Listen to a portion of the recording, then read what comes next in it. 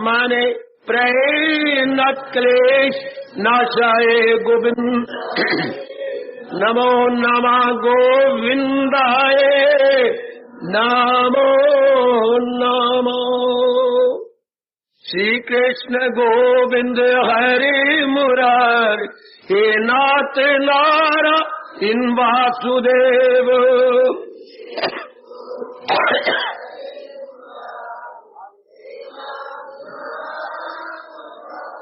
आओ मिलके बोलेंगे नाथ नारायण वासुदेव। आओ प्रेम से बोलेंगे नाथ नारायण वासुदेव।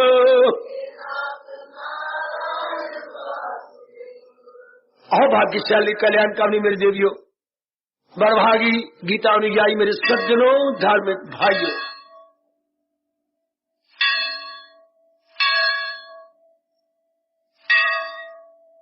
आज रविवार का शुभ दिवस है।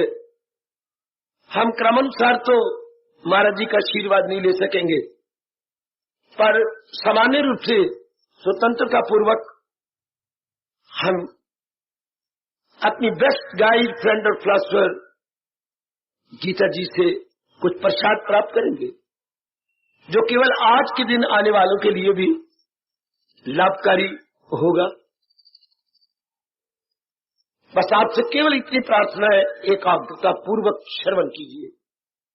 ऐसे भगवान के उच्च कोटि के ज्ञान के आप सुनने के आदि नहीं है, तो जिस बात के लिए आदि न हो उसके लिए एकाग्रता बड़ी जरूरी होती है, तभी वो बात बुद्धि में बैठने की पूरी चेष्टा करती है। भगवान का ज्ञान सबसे पहले बुद्धि में उतरता है, बुद्धि की प्रतिक्रिया मन में होती है और मन की प्रतिक्रिया हमारे दैनिक जीवन तन में उतरती है। ये हमारे देश में उच्च कोटि की संस्कृति, इसी को संस्कृति कहती है मेरे सज्जनों, ओ मेरी देवियों। तो आओ बड़े प्रेम और एकाग्रता के साथ, हमारा ये मेरी माताओं, बेटियों, बुजुर्गों और भाइयों निजी अनुभव है। बचपन से लेकर आज तक चारों ओर जिधर भी हम नजर मारते हैं, जीवन को सुख से, आराम से, चैन से, करार से, निश्चिंता पूर्वक, निर्भयता पूर्वक, आसानी के साथ बिताने के समय पैदा हो रहे हैं। किसी तरह जीवन आराम से गुजर जाए,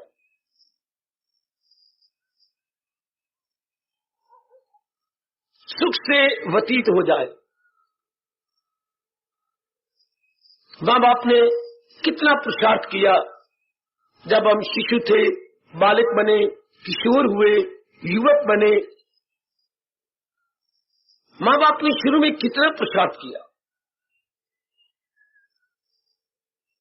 अपने बच्चों के जीवन में, उन बच्चों में हम भी एक थे, जीवन को आसान बनाने के लिए। आप सब जानते हैं, कई पालने में झुलाया जा रहा है, कई मां गोद में ले रही है, कई बहनें अपने कंधों के साथ लगा रही हैं, कई चीजें लकड़ी की बनी हुई, उन दिनों तो प्लास्टिक था ही नहीं, लकड़ी के बने हुए खिलौने, मिट्टी के बने हुए खिलौने बच्चे को हंसाने के लिए, प्रसन्न करने के लिए, आप सब जानते हैं, गुजारा गया। फिर जब हम स्कूल गोइंग चैप हुए, तो वहां भी पहुंचाने के लिए, लाने के लिए, उन दिनों गाड़ियां कहां होती थी। आजकल तो बहुत ही आराम मिल गया आप बच्चों को। मां जाती थी, कभी बहन छोड़ने जा रही है, कभी मां लेने जा रही है, और उठा उठा के ले आते थे। आगे कितनी हमने पढ़ाई की अपने जीवन को आराम से गुजारने के लिए, सर्विस की या कारोबार किया, अपने जीवन को आराम से अपने तरफ से भी। मेरे सज्जनों, मेरे देवी, जितने पुरुषार्थवानी, व्यक्तिगत रूप से मैं कह रहा हूं, इंडिविजुअली, पर्सनली, जितना हमसे पुरुषार्थ बन पड़ा, हमने अपनी ओर से कसर को नहीं छोड़ी। रुपया भी पानी की तरह बहा दिया, अपने को आराम से ले जाने के लिए, अपनी यात्रा को, जीवन यात्रा को आराम से व्यतीत करें। कितना कुछ आपने किया, आपका अनुभव इसमें साक्षी है। शादी आपने की केवल शाद रहने के लिए। फारसी के शब्द है ये, हमारे राष्ट्रभाषा के शब्द है नहीं, शाद, और इसके उलट होता है नाशाद। शाद का अर्थ होता है हर्षो उल्लास। हमारे शब्द है हर्षो उल्लास, उल्लास का बिगड़ा हुआ शब्द शाद है। आपने संस्कृत शब्द है हर्षो उल्लास, उसका अपभ्रंश है शाद। 4 दिन प्रसन्न रहने के लिए शादी, हम पिता बने, मां बने, देख लीजिए बैकग्राउंड में क्या है। 4 दिन आराम से कट जाए, सुविधा पूर्वक कट जाए, किसी प्रकार की समस्या जटिल रूप न लेने पाए। वो जीवन संघर्ष का नाम है मेरे सज्जनों, आप जानते हैं, मेरी कल्याणकामी देवियों, आपको भली प्रकार पता है, जीवन संघर्ष का नाम है। पर संघर्ष को कम करने में कोई कसर हमने छोड़ी नहीं। व्यक्तिगत रूप में मेरे सज्जनों, मेरे देवियों, हमने जरा बार भी कोई कसर नहीं छोड़ी। कष्ट भी पा लिया, ये देखिए परस्पर विरोधी बात बोल रहा हूं, कंट्राडिक्शन। कष्ट पाया अपने आप के जीवन को सुखल्ला बनाने के लिए, वाह, मुसीबतों में अपने आप को डाला, जोरदार सर्दी सही, गर्मी सही, सब 4 दिन आराम से कट जाए। आपने कष्ट को कष्ट भी तो नहीं समझा, समस्या को मेरी दीदी ने समस्या समझा ही नहीं। न नारी का चोला, जहां भगवान ने दोनों नरम बनाया, तन और मन, फिर भी आपने डट के मुकाबला किया ताकि मेरे पति देव का, मेरे बच्चों का भविष्य जीवन या भावी जीवन आराम से कटे, सुख से व्यतीत हो। मायके की ओर से कितनी मदद आपने ली अपने और अपने परिवार को सुख सुविधा देने के लिए। इधर देखो ना,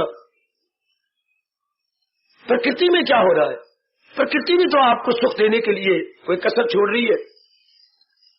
सूर्य देवता, वायु देवता, वरुण देवता, इंद्र देवता, ओह, क्या हम सबके सुख के लिए हमारे भगवान जी ने, हमारे नारायण जी ने, हमारे कृष्ण जी ने इनको आज्ञा नहीं दे रखी? क्या ये मारे मारे हमारे सुख, आराम, चैन, करार के लिए दिन रात बिना किसी छुट्टी अप्लाई किए? शुक्र है इनको ये झूठ मूठ नहीं किसी ने सिखाया, an urgent piece of work so I can not attend, an urgent piece of work and I can not attend. इन्होंने कभी ये लाइन या फ्रेज नहीं लिखा, लगे हुए हैं। आप देख रहे हैं मेरी देवियों, कितना बड़ा उपकार है इन देवताओं का।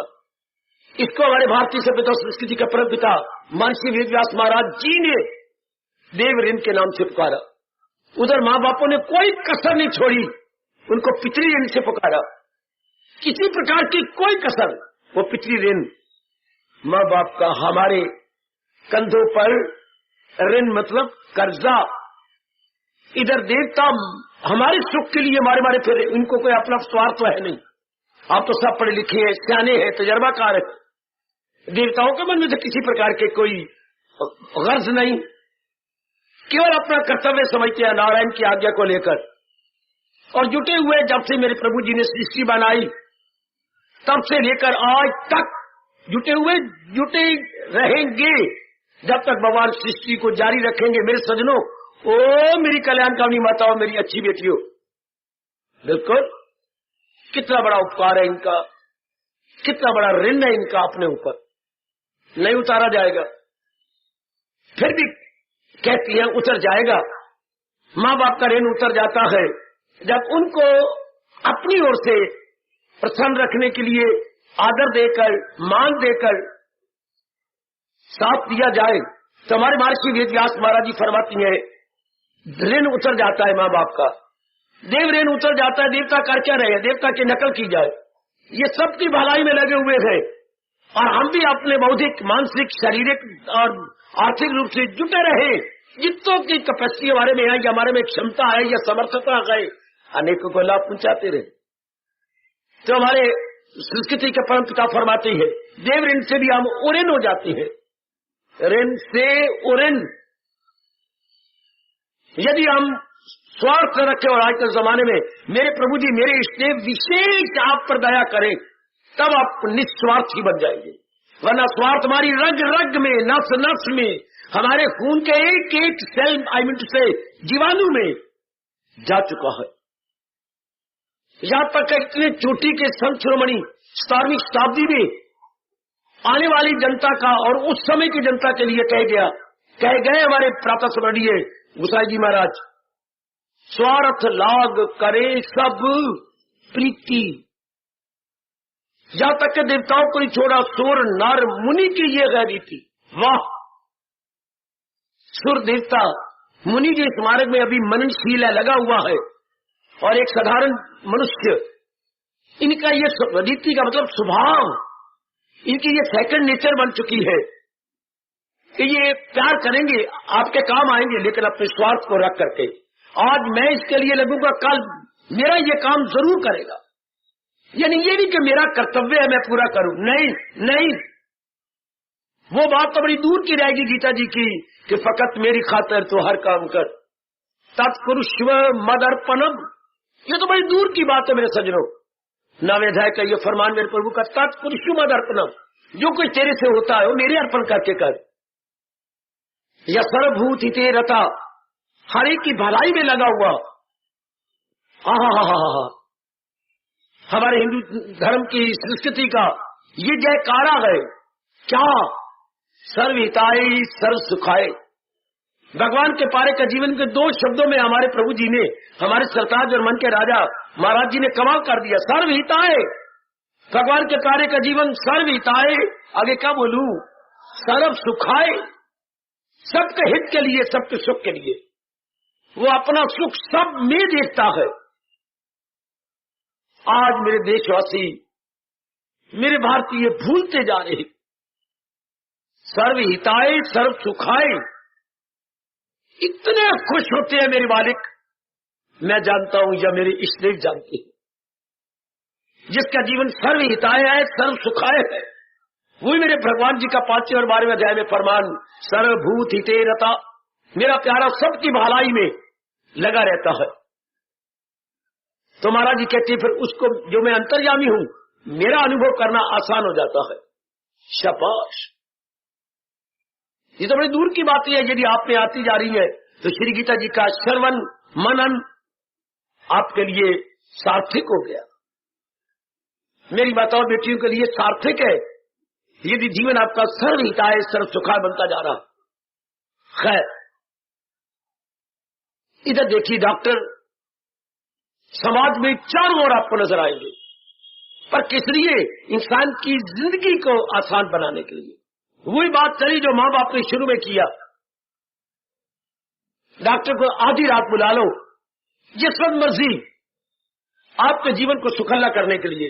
भले उनमें स्वार्थ है कि वो उन्होंने इसको पेशा बनाया, ये उनकी जीविका का साधन बन गया, लेकिन अगर हम मोटे रूप में ले तो इंसान के जीवन को सुखल्ला बनाने के लिए तो बेचारे जुटे हुए हैं। कई टीके हैं, कई दवाइयां हैं, कई कैप्सूल है। अब तो बहुत सी और मशीनें निकल आई, आपके अंदर बाहर के बिल्कुल क्लियर हो जाती है कि रग रग नाड़ी नाड़ी अंदर आपका क्या बीत रही है। तो डॉक्टरों का जीवन तो आपके सुख के लिए है ना। कुछ समय हो गया, एक डॉक्टर साहब आए थे अपने लड़के को लेकर, आप इन्हें आशीर्वाद दीजिए। मेरा कहना तो मानता नहीं, मैं इसे डॉक्टर बनाना चाहता हूँ, और ये बिल्कुल नहीं कहने में आ रहा, मैं इसके हर प्रकार की सुविधाएं देने को तैयार हूँ, बड़ा खर्चा करने को तैयार हूँ। इतना ही पूछे, बेटे पिताजी जो कह रही ठीक है? हाँ, ये बिल्कुल ठीक कह रही है। तो फिर क्यों नहीं? मैंने इनके जीवन में सुख नहीं देखा, मैं कभी डॉक्टर नहीं बनूंगा, आप अपने वाणी से मुझे आज्ञा न देना। बेटी क्यों? शायद वो डॉक्टर साहब आए बैठे हूं, पर क्यों? इनके जीवन में सुख नहीं। सारा दिन ये काम करके आती है और आके घंटा ही नहीं सोते, कोई मरीज आ गया, कोई रोता हुआ आ गया। ये तो इनके जीवन में कभी आधी रात कोई आ जाता है, तो इनको निजी सुख क्या मिला? मैंने इनके जीवन को देखकर मैं बड़ा रो पड़ता हूं। जब ये उठती है, मैं कहता पिताजी ना, तो बेटी में डॉक्टर हूं, पेशेंट हमारा एम पेशेंट हो गया, तो फिर मैं ये पेशेंट नहीं चलेगा, तो मैं नहीं डॉक्टर बनना चाहता। इसमें तो कोई सुख न दिन में, न रात में, न आधी रात में, न सर्दी में, न गर्मी में, न बरसात में, न तूफान में, न ओलों में। मेरे पिताजी बाहर जाते हैं, ये पेशा अच्छा नहीं बड़ा डॉक्टर। वो कितनी बड़ी कुर्बानी एक डॉक्टर करता है। धर्म को सामने न रखो, भले उनका उद्देश्य धन कमाना है, पर यथार्थ में देखा जाए तो भगवान ने डॉक्टर का पेशा, वैद्य का पेशा किस लिए बनाया? हमारे जीवन को आसान बनाने के लिए। उन दिनों हमारा जीवन कुछ अजीब शक्ल ले लेता है, शरीर के किसी न किसी अंग में गड़बड़ मच जाती है, अर्थात कोई न कोई अंग आउट ऑफ ऑर्डर हो जाता है और हम लोग बेचैन हो जाते हैं शरीर के रूप में। फिर उसको उसी अवस्था में लाने के लिए डॉक्टर कोई कसर नहीं छोड़ते। ये इंजीनियरों को ले लो, इंजीनियरों का पेशा आपको हर प्रकार का सुख देने के लिए सड़कें ये शानदार बनाती है, बड़ी बड़ी बिल्डिंगों में जाके आप पढ़ते हैं और बड़े बड़े काम होती है गवर्नमेंट के, ये कितने सुंदर बना देते हैं, कितने अच्छे राय देती हैं, उस बिल्डिंग को बनाना कितना आसान कर देती है, जिसमें जाके अब इंजीनियर कितना ये सब सेवा न मैं बोलूं, पर आपके जीवन को सुखला बनाने के लिए कितना कुछ कर रहे गए। वकीलों को ले लो, आपके झगड़ों को निपटाने के लिए गहराई में न जाओ आप, जैसे कि उनकी आजकल भावना बन चुकी, मैं उसको नहीं ले रहा, मैं तो एक उसकी रियलिटी को पकड़ रहा हूं, उसकी वास्तविकता क्या है। लड़ाई झगड़े कम हो जाए, जल्दी बात निपट जाए, हम लोग एक दूसरे पर ज्यादा न बड़े कुड़े मरे नहीं, सूरज नहीं बैठा, शुभ से शीघ्रम जल्दी निबेड़ा हो जाए। तो भी सुख देने के लिए डॉक्टर का पेशा, इंजीनियर का पेशा, आपके जीवन में सुखल एक सुविधा लाने के लिए ये हमारे वकीलों का पेशा। वाह वाह, उनमें फिर हमारे जैसों का नाम आता है क्या? एक कोई भी भगवान का प्यारा कोई भी जुटता है, वो भी क्या आपको लोक परलोक के वो सुख देने के लिए जिनकी जानकारी आपको नहीं होती। क्योंकि हम लोग अपने धर्म की रिसर्च करते हैं, फिलॉसफर अपने जीवन में अपने धर्म की रिसर्च करता है, फिलॉसफर कहो, थिंकर कहो, दार्शनिक कहो, एक दार्शनिक व्यक्ति लगा हुआ है, जुटा हुआ है आपको शुभ इरादे देने के लिए, शुभ विचार देने के लिए। फिलॉसफर कौन होता है? आपके आंतरिक जीवन को सुख, ये जितने मैंने नाम लिए, ये बाह्य जीवन को सुख यानी ग्रॉस बॉडी को सुख देने के लिए। मेरे बुजुर्गों, मेरे भाइयों, मेरी माताओं, मेरी बेटियों, क्या कुछ नहीं करते ये। मैंने क्या कहा डॉक्टर, हाँ मैंने क्या कहा इंजीनियर, मैंने क्या कहा ये हमारे जितने पढ़ाने वाले हमारे टीचर, हमारे प्रोफेसर और हमारे टेक्निकल के अंदर हमारे टेक्निक सिखाने के लिए, ये क्या नहीं करते आपके भविष्य को शानदार बनाने के लिए। और हमारे जैसे आपके आंतरिक जीवन को करते हैं, आंतरिक जीवन को।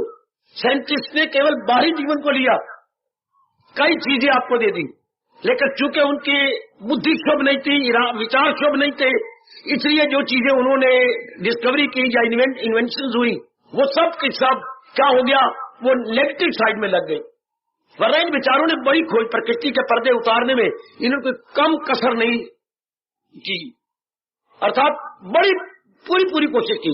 साइंटिस्ट का भी इंसान के सुख के जीवन के साथ बड़ा संबंध है, लेकिन इनका प्रयोग उन लोगों ने जो चीजें ईजाद की बहुत नेगेटिव में ले गए, क्योंकि इनके पास शुभ इरादे, शुभ विचार नहीं थे।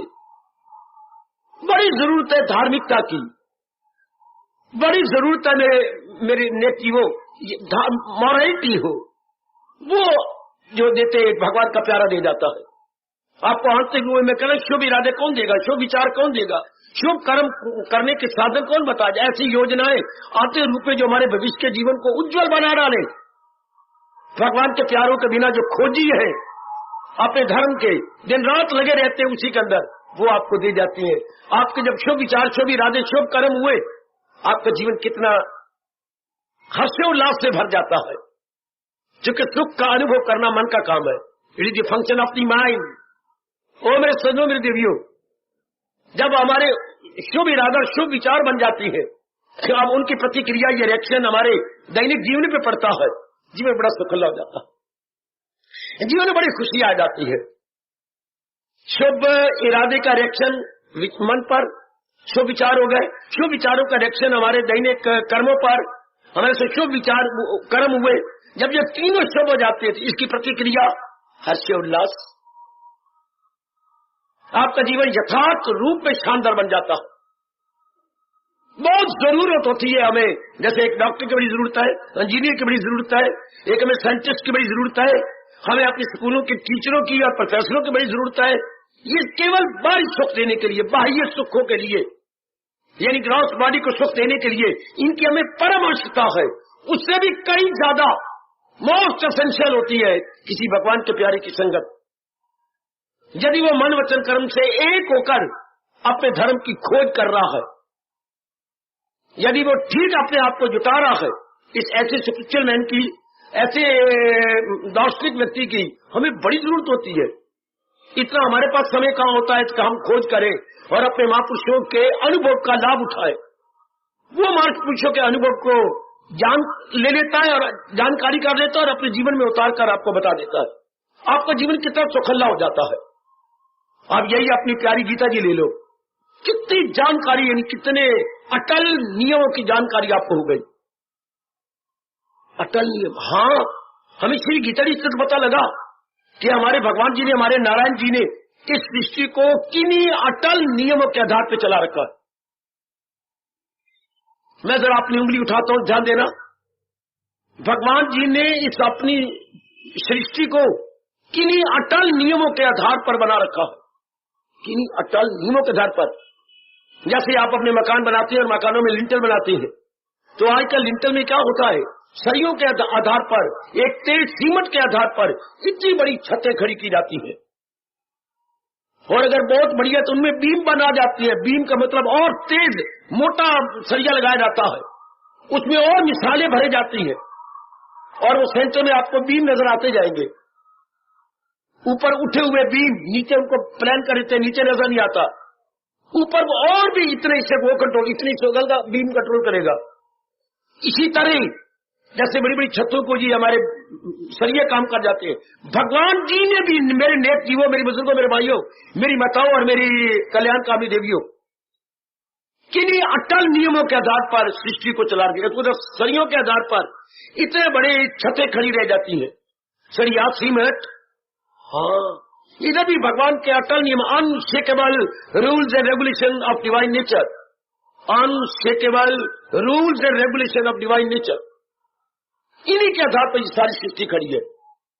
न भूलना मेरे सज्जनों, न भूलना मेरी देवियों, ये आपके पास समय कहाँ है कि वो नियम कौन से है, वो कैसा नियम है।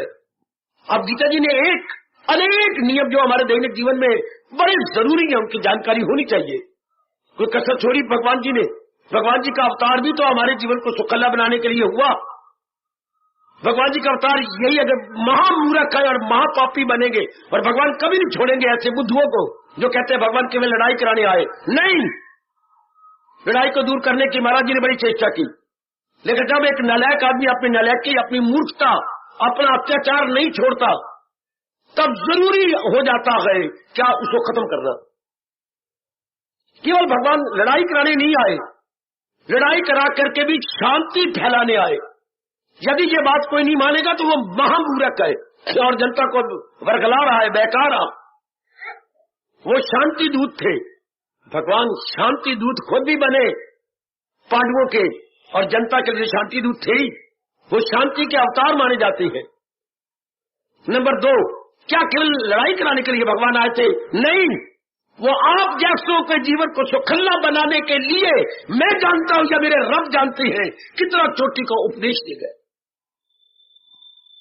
आपके पास कोई टाइम नहीं, आपके गृहस्थी के झमेले इतने जबरदस्त हैं कि आप अपना सारा टाइम उसी में ही लगा देती है। भगवान का अवतार तो चोटी का उपदेश देने के लिए। हमें पता कैसे लगता क्या बाबा कि प्रकृति का अटल नियम क्या है, अटल नियमों के बाद क्या जानकारी जाती है बुद्धि को, मन को, तन को, उचित क्या है, अनुचित क्या, कार्य अकार्य। आपके 16वें अध्याय का अंतिम श्लोक पुकार के कह रहा है कि जीव को ये सबसे पहले पता लगना चाहिए मेरे लिए प्रॉपर क्या है, इम्प्रॉपर क्या, उचित क्या, अनुचित क्या, वाजिब क्या, गैर वाजिब क्या।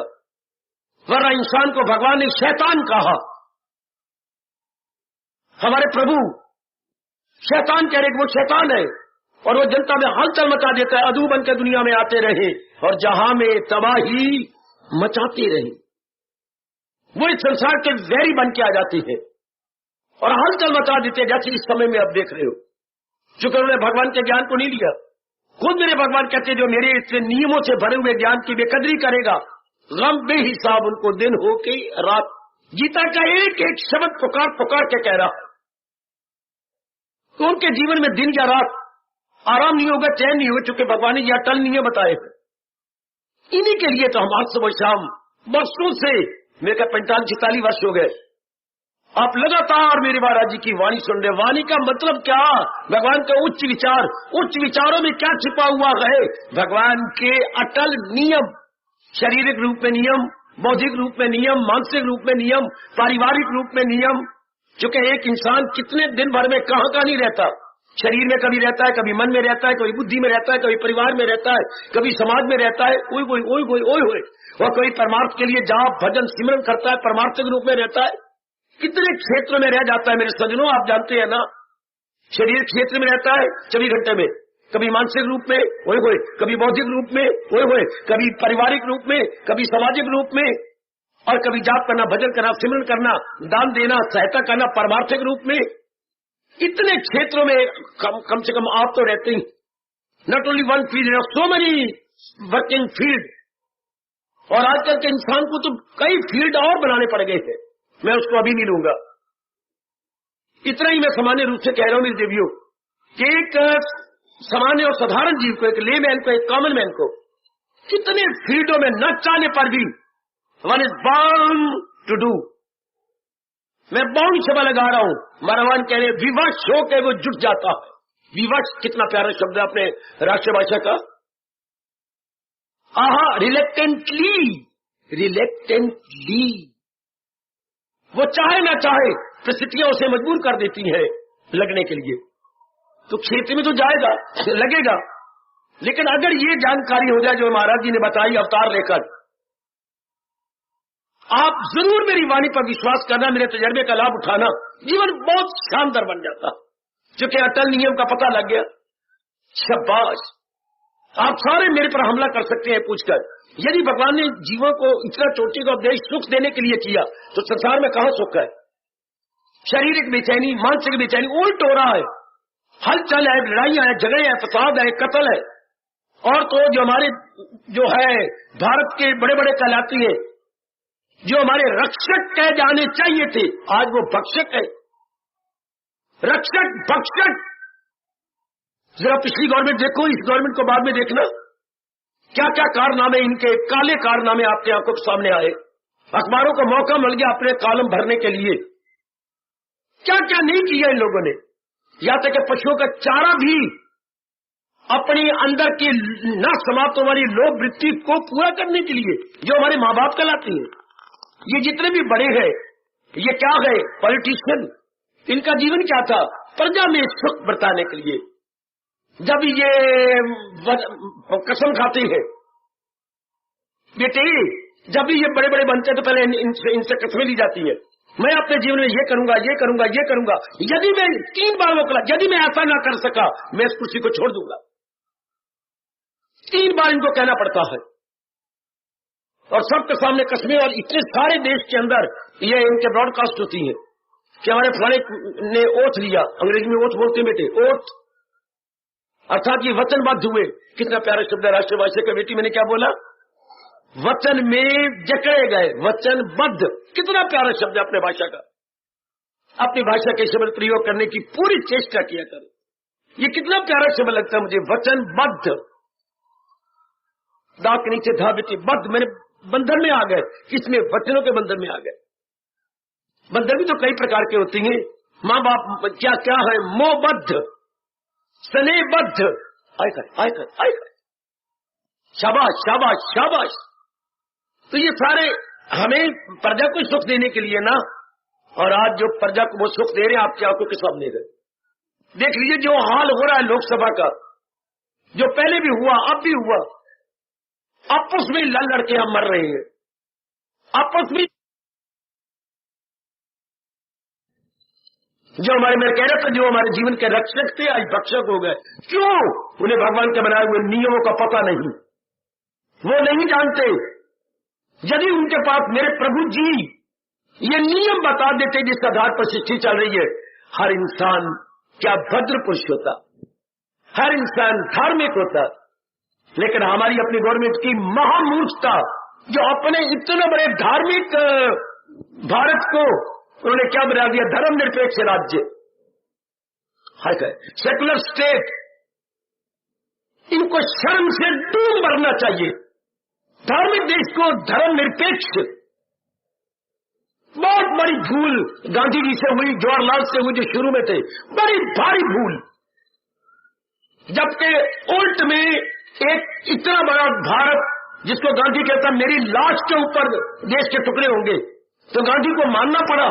और एक इतना बड़ा टुकड़ा देश का अलग होगा, जिसे आप पाकिस्तान कहती हैं, उसका नाम ही रखा पाकिस्तान। पाक माने पवित्र स्थान।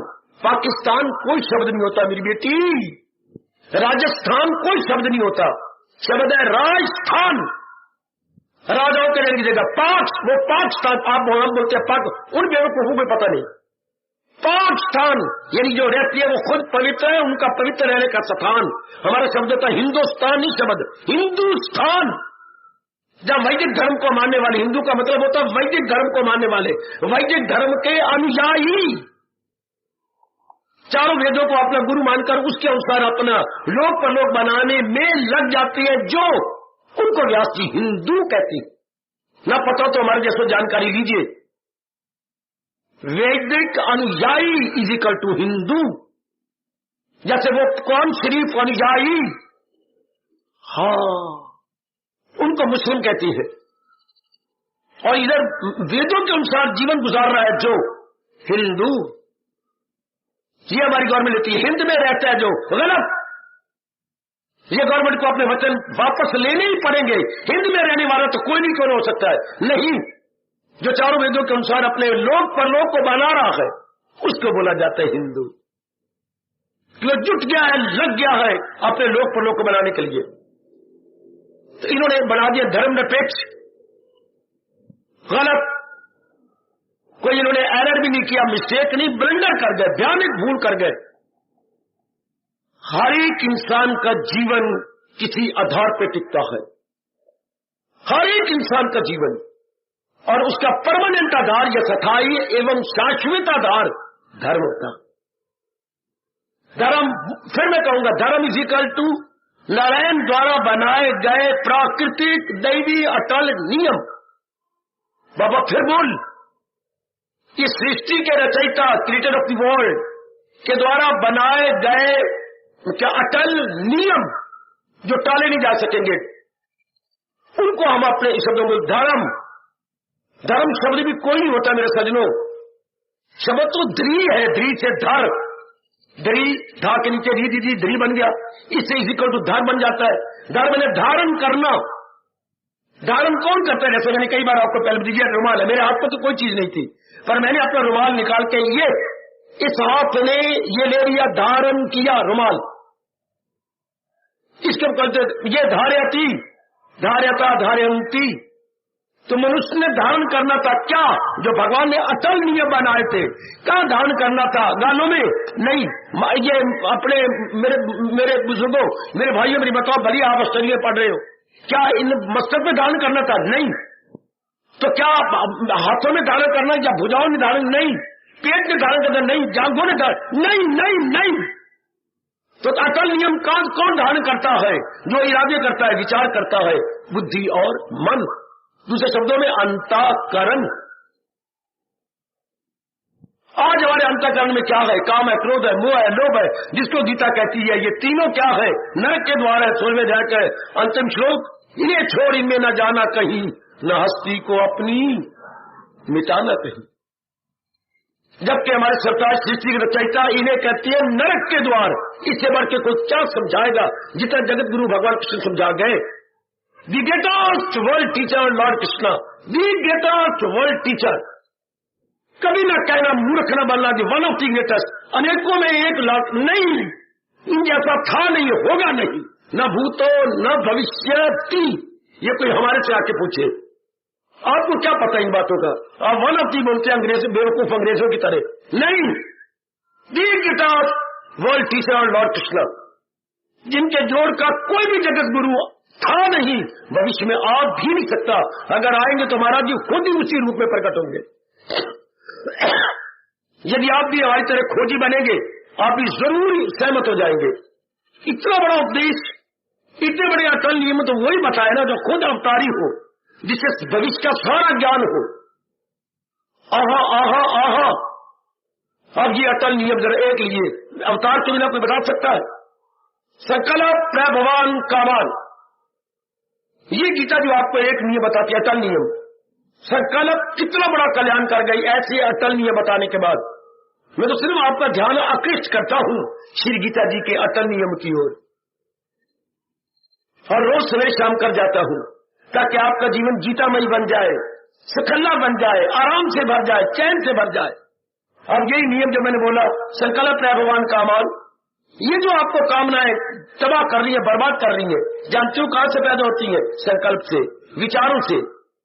और विचार कहां से पैदा होते हैं? पदार्थों, प्राणी पदार्थों से। ये प्राणी पदार्थ बहुत ही अच्छा है।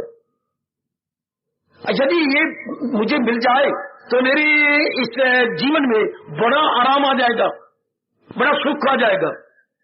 सचमुच इस प्राणी पदार्थ के बिना मेरा जीवन अधूरा है, मुझे जरूर मिलना ही चाहिए, इसके बिना जीवन कुछ नहीं है। ये मैंने ऐसे संकल्प किए, ऐसे मन में ये धारणा या मान्यता बना ली कि इसका होना मेरे लिए अनिवार्य है। वो मेरे सज्जनों, मेरी कल्याणकारी देवियों, तो मैं दिन रात एक कर दूंगा उसको लेने के लिए। तो महाराज जी, कामना कहां से पैदा हुई? आकाश से गिरी? नहीं। धरती फोड़ के बाहर आई? नहीं। माँ ने दी, बाप ने दी, बहन ने दी, भाई ने दी, पत्नी ने दी? नहीं। किसने दी? नालायक और मूर्ख और अज्ञानता में भरे हुए मन के विचारों ने। संकल्प प्रभवान कामान, जब अज्ञानता में मन संकल्प करता करता प्राणी पदार्थों को सुखदायी समझता है, उसी से कामना पैदा हो जाती है। वाह! तो मैं कह रहा था ये अटल नियम कि इतनी दुनिया में दुख क्यों? जब भगवान जी ने अवतार दिया हमें सुख देने के लिए, इस चोटी का धर्म दिया। मैं बताता हूं क्या क्यों दुख है। जब उनका अवतार यही था, हमारी मूर्खता, हमने भगवान को और भगवान के ज्ञान को कदर ही नहीं की, हमने इंपॉर्टेंस नहीं दी। इतनी जनता जो इंपॉर्टेंस दे रही, आप अपने जीवन को देख लो, पहले आप क्या थे और मेरे महाराज जी का ज्ञान लेने के बाद आप क्या है। तब और अब में कितना अंतर है। आप मोटे मोटे आंसू गिराएंगे यदि मेरा कहना माने, और रात को जब सारे घर के सो जाए और गालों पे हाथ रख के और एक नीचे ये रख के ऐसा यदि आप विचार करने मनन अवस्था बनाए, पहले तब क्या थे अब क्या है, तब और अब के बीच में क्या है? गीता उपदेश। तब और अब में क्या है? भगवान जी का उपदेश, the best teachings and teaching of Lord Krishna. ये तब और अब के ये बीच में, इन बिटवीन जो रास्ता बन जाता, कितना अंतर आ गया। आपके दुनिया में दुख, क्या आपके जीवन में दुख कम नहीं होते जा रहे? हो रहे, कोई शक नहीं। वरना एक भी व्यक्ति यहाँ पर इतनी दूरी से पैर न रखता।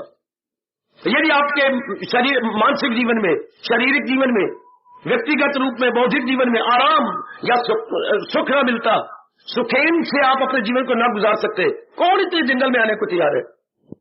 ये पगडंडियां किसने बनाई? आप लोगों ने।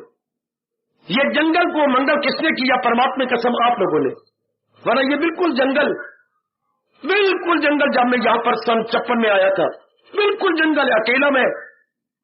इतनी रौनक मेरी गीता नगरी के नाम से इतनी आपकी एक छोटी सी नगरी बन गई। ये सारा किसने? आप लोगों ने। तो इंसान इतना पुरुषार्थ करता है क्यों? अपनी भावी जीवन को आराम से गुजारने के लिए।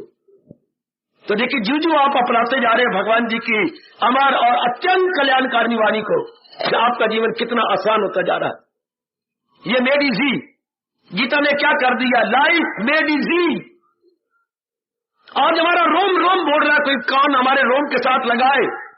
गीता ने क्या कर दिया? गीता तो गाइड तो है ही हमारी, इसने क्या कर दिया? ये हमारी गाइड है, लाइफ मेड इजी। इन्हें जीवन को सुखल्ला कर दिया। गीता नहीं, गीता का मतलब पन्ने नहीं, गीता का मतलब वर्के नहीं, गीता का मतलब श्लोक नहीं, गीता का मतलब भगवान के उच्च विचार। उच्च विचारों का मतलब होता है ऐसे विचार जो भगवान को स्पर्श करे, भगवान के बनाए हुए अटल नियमों को स्पर्श करे। उसको एक हमारे वेद कहते हैं उच्च विचार, हाई थिंकिंग। पता ही नहीं आप लोगों को हाई थिंकिंग क्या होता है। भगवान के वो उच्च विचार जो भगवान को और भगवान के बनाए हुए अटल नियमों को स्पर्श करे, और वो स्पर्श करते हुए हमारी मन बुद्धि में आए, उन्हें एक हिंदू का बच्चा अपनी संस्कृति अनुसार उच्च विचार कहता। High thinking of Lord Krishna, high high, उससे जीवन में कितना आराम आ जाता है। मैंने कह रहा सारों ने कोशिश की हमें सुख देने के लिए, चाहे वो माँ बाप थे, बिल्कुल, चाहे वो डॉक्टर थे, डॉक्टर, चाहे इंजीनियर, हाँ, चाहे पॉलिटिशियन, अपने राजनीतिज्ञ, हाँ, चाहे एक साइंटिस्ट, हाँ, और चाहे मेरे जैसे एक स्पिरिचुअल मैन, ये सारे क्या कर रही है, और चाहे ये देवी देवता हमारे जीवन को सुखल्ला बनाने में पूरा पूरा रोल कर रही है। जैसे सिनेमा वाले एक्टर एक्ट्रेस अपने रोल करते हैं, इन सारों से बेस्ट रोल हमारे माँ बाप ने, हमारे देवताओं ने, हमारे ऋषियों ने पूरा किया। रोल तो हम इनको कहेंगे। इनके जो रोल है सिनेमा वालों में, जिनको आपने कह दिया सिनेमा स्टार, स्टार नहीं मेरे बच्चे, स्टार से तो चमक दमक आती है। इन रोलों ने हमारे कैरेक्टर को बर्बाद किया, इन रोलों ने हमारे इरादों को, हमारे विचारों को बर्बाद कर दिया। मेरी बेटियों को कहीं का नहीं छोड़ा इन रोलों ने। आप जानते हैं ये जो रोल कर रही है सिनेमा के अंदर, आप नहीं जानते, जो बड़ी बड़ी पिक्चरें बना रही है, इन्हें महान नरक मेरे भगवान नए नए तैयार कर रही है। हजारों लाखों का जीवन बर्बाद करके रख दिया, हजारों लाखों का। मेरी बेटियां बाहरमुखी हो गई, कैरेक्टर को आपने कुछ समझा ही नहीं। जिस कैरेक्टर को रखने के लिए मेरा देश आप भी पुकारता है, 16,000 रानियां जिंदा चिता में जल मरी, क्या 14,000 रानियां सिर्फ अपने कैरेक्टर रखनी। रानियों ने इतनी बड़ी आग जलाकर, जब मुसलमानों के हवाले वो होने लगा उनका इलाका, पहले सरवरी तो आए और भेड़िया बन के हमारे शरीर पर लपके, उनको सिवाय रात के कुछ नजर नहीं आया। वो भी आप थी, और आज थोड़ी सी नौकरी के लिए कैरेक्टर बर्बाद की जा रही है, थोड़े से चंद एक पैसों के लिए कैरेक्टर की धज्जियां उड़ाई जा रही है। वो भी वक्त तब और अब भी। क्यों हम लोगों ने अपने भगवान के अटल ज्ञान को छोड़ दिया, बेकदरी की। इतनी ज्यादा ओवर वैल्यू हमने संसार को दे दी। संसार हमारे लिए गौण हो जाना चाहिए था सज्जनों, और भगवान हमारे लिए फर्स्ट एंड फॉरमोस्ट। भगवान को देनी थी प्राथमिकता, प्रेफरेंस, और जहान को देनी था गौणता। वाह, गौण नंबर 2 पर। जैसे अभी आप आ रहे थे तो कोई गली में आपकी चाची जी बोली, बेटे जा रहे हैं सत्संग में? जा रहा हूं मां। देखिए आज यहाँ से हम दूध लेते हैं, डेयरी फार्मर ने कहा है आज हमारे यहाँ दूध नहीं होगा, तो आती बार ना तू जो है ये कमंडल ले जा, दे मां, गौशाला से गुजरा। हाँ मां मैं वहीं से गुजरता हूँ, तो लेके आना 2 किलो दूध। मां जी जरूर। तो क्या हुआ, आपका प्रथम जो कर्तव्य था वो भगवान जी की वाणी को सुनना।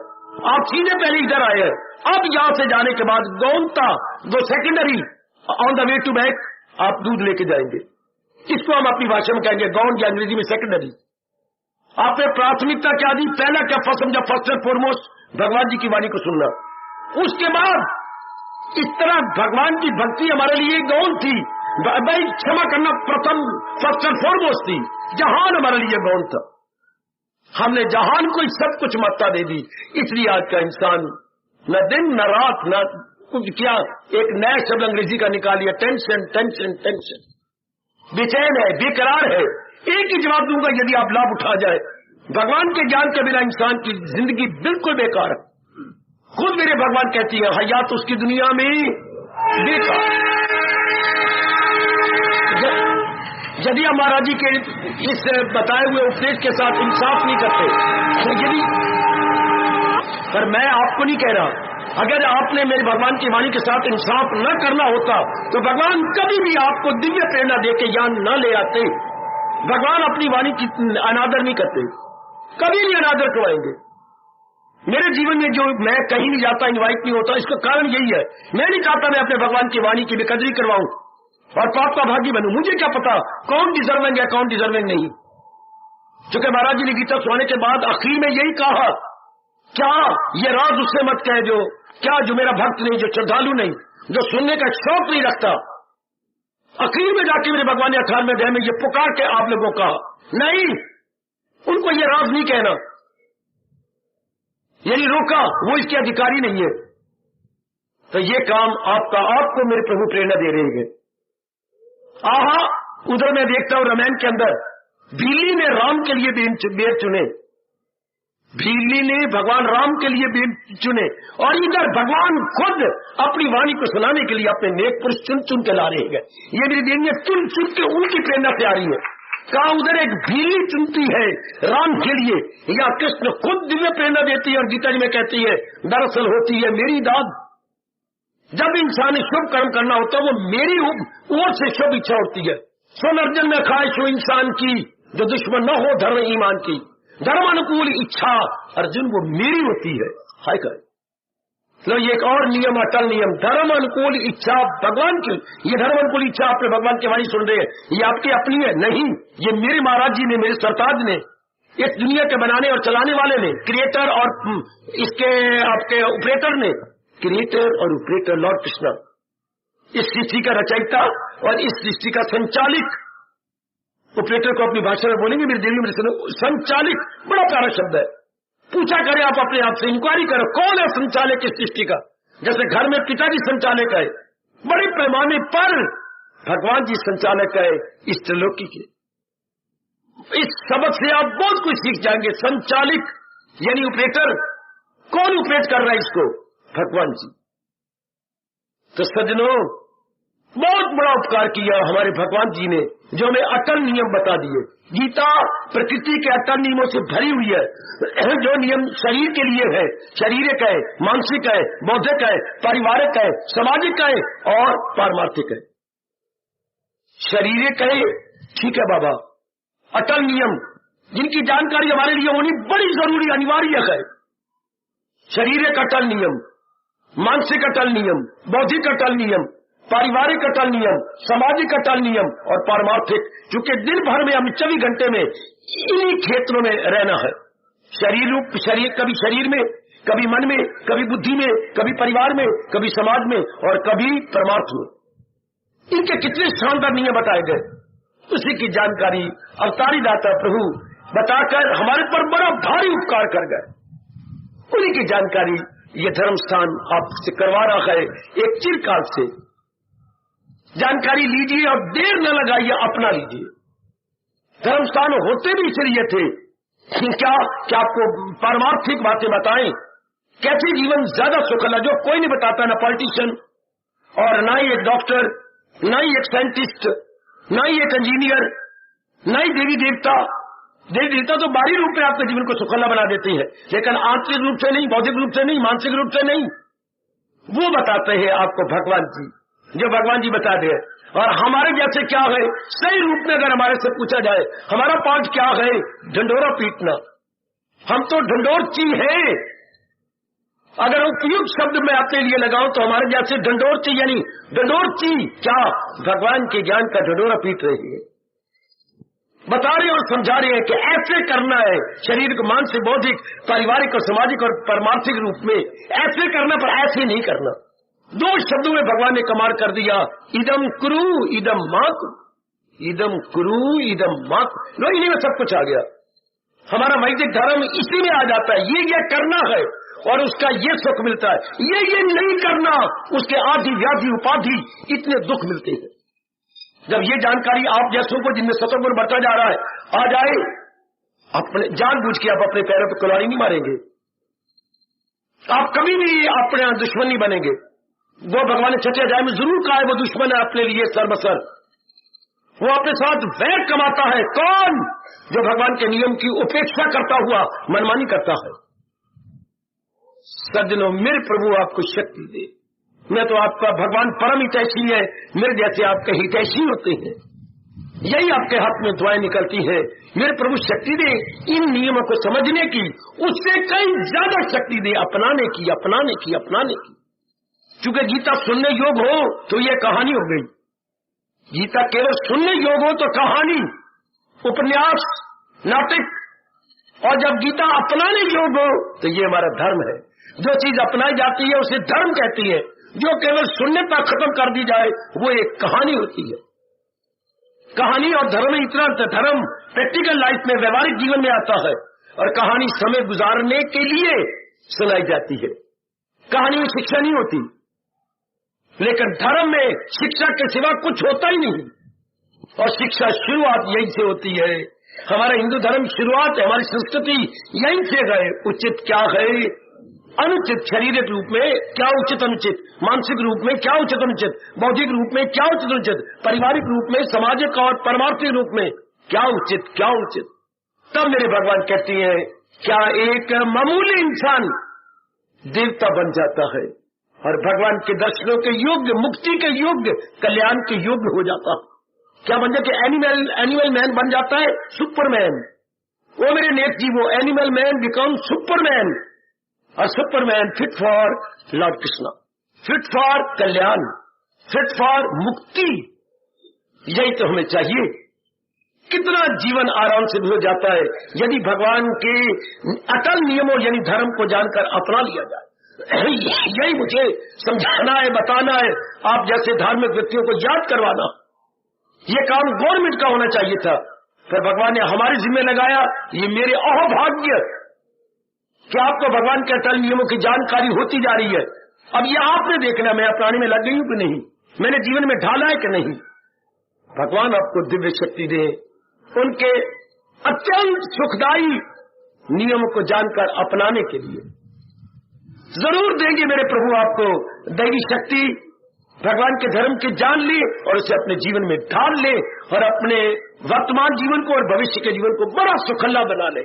हमारा लोक भी बन जाएगा, परलोक भी बन जाएगा। हार्दिक आशीर्वाद हो मेरी देवियों, मेरे सज्जनों।